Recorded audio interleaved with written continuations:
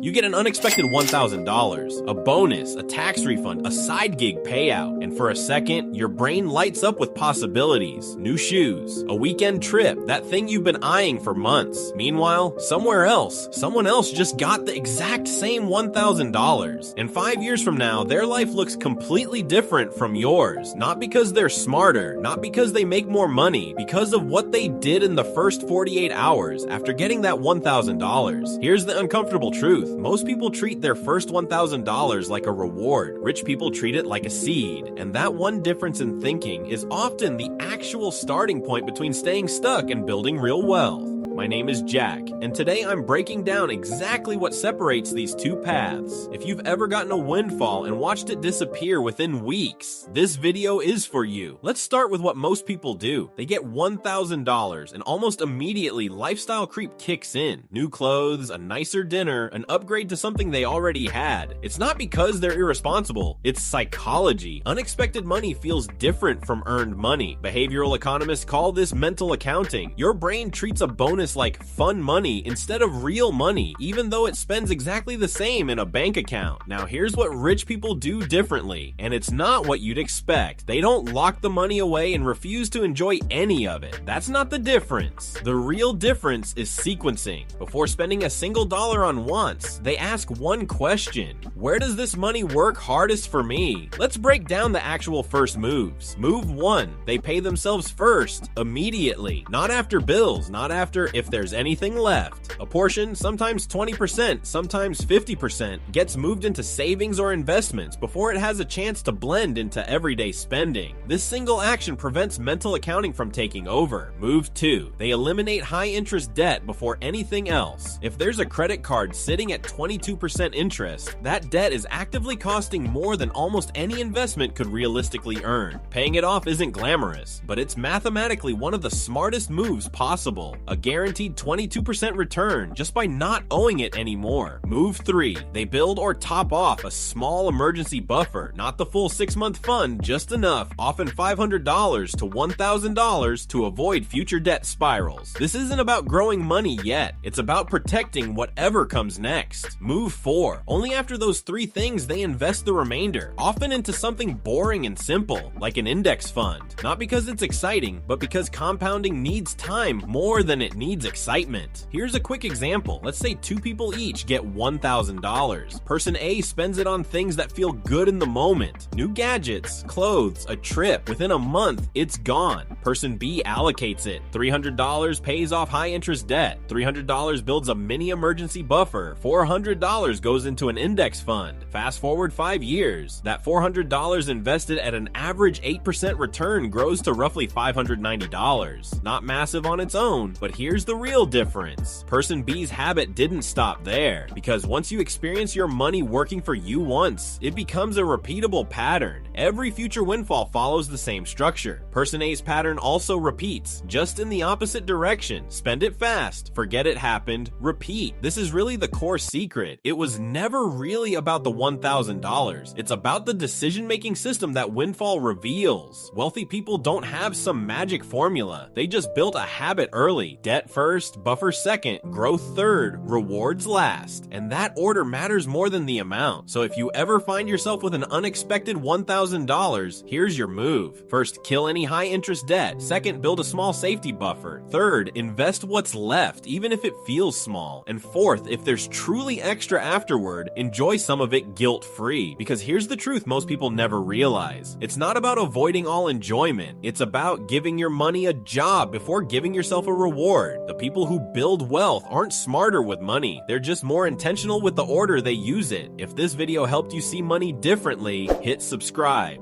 And tell me, what would you actually do with an unexpected $1,000 right now? Let me know in the comments. Because the moment you change the order, you change everything that comes after it.